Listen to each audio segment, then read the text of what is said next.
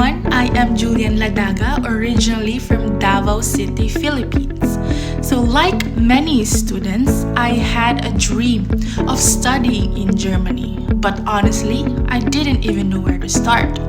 And that's when I discovered the Gateway Bridge Educational Consultancy. And with the guidance of Miss Godly and with her team from Baguio and Isabela, they helped me process my Germany visa. Honestly, sobrang dami kong doubts noon because what if ma-reject? Paano yung documents ko? What if may kulang? And worth it ba talaga? And at first, I was very hesitant because since I'm from Davao City and yung office nila located sa Baguio and Isabela, so everything was communicated online.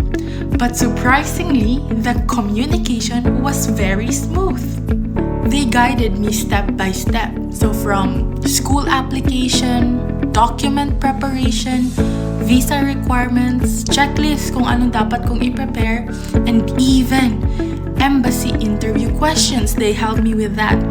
So hindi nila ako pinabayaan sa proseso. Every time I have a question, they answered quickly and explained clearly.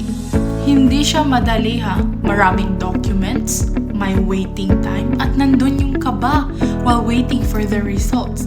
But one thing I learned, that if ang documents mo ay complete at maayos ang preparation mo, then everything will be smooth sa process mo. And after all those days and nights of preparing, I received my visa approval. And now, I'm in Germany. And if ever you dreamed of studying abroad, don't let distance stop you. Because with the right of preparation and determination, everything is possible. That's why all thanks and big credits to Gateway Bridge Educational Consultancy, especially Miss Godly and her team.